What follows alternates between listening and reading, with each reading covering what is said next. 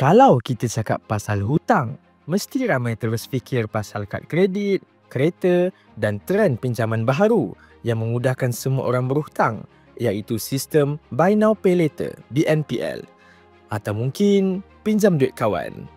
Tapi, tahu tak korang, pinjaman isi rumah pun boleh mempengaruhi ekonomi negara?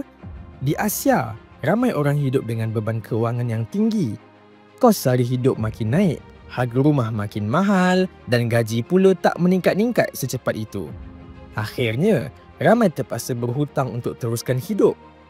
Hutang isi rumah ni merujuk kepada jumlah pinjaman yang dibuat oleh rakyat, termasuklah hutang rumah, kenderaan, pendidikan dan juga hutang kad kredit berbanding dengan keluaran dalam negara kasar KDNK sesebuah negara.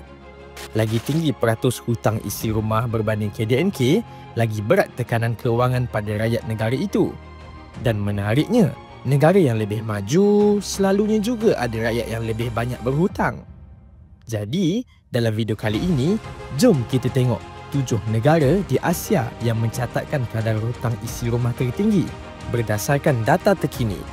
Ada negara yang hutangnya sampai lebih 90% daripada KDNK dan mungkin termasuk negara kita sendiri.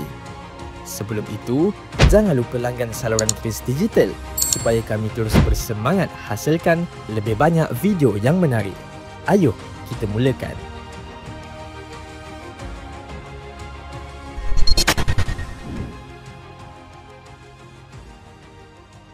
Di tangga ke-7, India.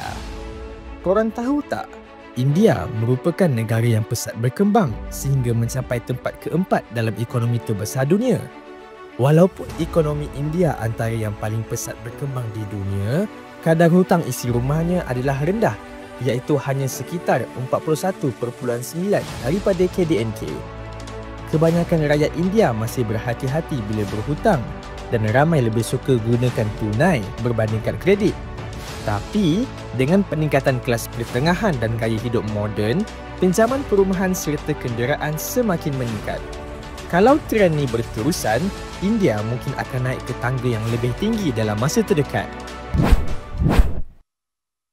Tempat ke-6, China. Dulu, rakyat China terkenal dengan budaya menabung. Tapi sekarang, keadaan dah berubah. Hutang isi rumah di China kini mencecah 60% daripada KDNK, didorong oleh lonjakan harga hartanah dan gaya hidup bandar yang semakin mahal. Ramai keluarga muda berhutang besar untuk beli rumah di bandar-bandar besar seperti Beijing dan Shanghai, di mana harga rumah antara yang tertinggi di dunia. Namun, kerajaan China masih berhati-hati kawal sistem kredit untuk elakkan krisis keuangan yang besar. Di tempat ke-5, Jepun. Siapa yang tak kenal negara Jepun kan? Negara maju yang sememangnya terkenal dengan ekonomi stabil dan rakyat yang berdisiplin. Tapi, hutang isi rumah tetap tinggi, iaitu sebanyak 65.1% daripada KDNK. Kebanyakan hutang datang daripada pinjaman perumahan jangka panjang sebab harga tanah di Jepun, terutamanya di Tokyo, memang tinggi. Tapi menariknya, Jepun masih selamat sebab kadar faedah mereka sangat rendah, hampir sifar. Tak hairanlah kan rakyatnya banyak berhutang. Siapa yang tak nak hutang tanpa faedah kan? Tempat ke-4, Malaysia. Ya, rakyat Malaysia antara yang paling banyak berhutang di Asia dengan kadar 83.8% daripada KDNK. Majoriti hutang datang daripada pinjaman rumah, kereta dan juga kad kredit. Dan sekarang, sistem BNPL pun makin meluas. Dari beli telefon, baju, sampailah makan pun boleh bayar ansur-ansur. Agak pelik kan? Nampak senang, tapi kalau tak dikawal, boleh buat ramai rakyat terperangkap dalam hutang jangka panjang.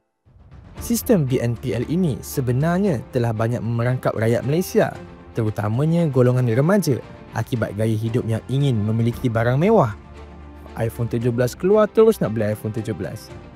Realitinya, ramai rakyat Malaysia masih berhutang, bukan sebab semata-mata nak bermewah, tapi sebab kos hidup yang semakin tinggi. Rumah makin mahal, gaji tak banyak berubah dan untuk hidup selesa, terpaksa berhutang. Di tempat ketiga, Hong Kong.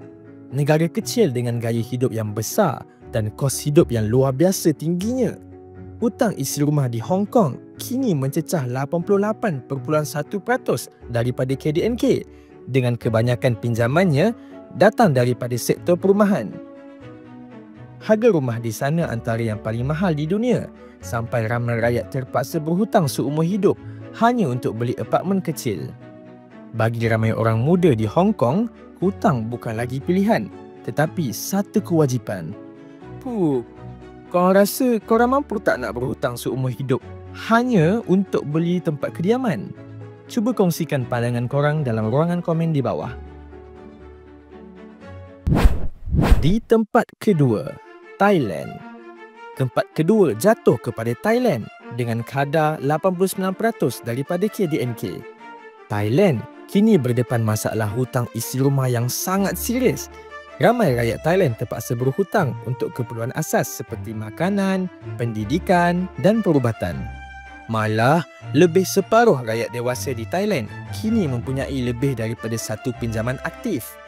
Kerajaan Thailand dah cuba bantu dengan skim pembayaran semula dan kawalan kredit, tapi masalah ni masih jauh dari selesai. Di tempat pertama, Korea Selatan. Negara berteknologi tinggi, tapi juga negara dengan kadar hutang isi rumah tertinggi di Asia, 91.7% daripada KDNK. Harga rumah di Seoul melambung tinggi dan budaya masyarakat di sana mendorong ramai berhutang untuk pendidikan, rumah dan gaya hidup moden. Anak muda Korea Selatan kini antara kumpulan yang paling terkesan. Ramai bekerja keras siang malam tapi masih dibelenggu hutang. Kerajaan Korea Selatan kini sedang pantau rapat isu ini sebab kalau tak dikawal, ia boleh jejaskan kestabilan ekonomi jangka panjang negara tersebut. Jadi, itulah 7 negara dengan hutang isi rumah tertinggi di Asia. Kalau korang perasan, kebanyakan negara ni adalah negara maju ataupun sedang membangun. Semakin tinggi taraf hidup sesebuah negara, semakin besar juga tekanan kewangan rakyatnya. Hutang bukan semestinya perkara buruk. Kalau digunakan dengan bijak, ia boleh bantu tingkatkan kualiti hidup. Tapi, kalau digunakan untuk beli iPhone 17, itu yang bahaya. Akhirnya, sama ada hutang tu bantu atau bebankan kita, semuanya bergantung pada cara kita urus keuangan kita sendiri. Antara semua negara tadi, korang rasa mana yang paling mengejutkan? Tulis jawapan korang dekat ruangan komen dan jangan lupa langgan saluran Kris Digital untuk lebih banyak fakta menarik tentang Asia dan dunia serta pertimbangan untuk sertai KD+. Sekian, salam, kita serumpun.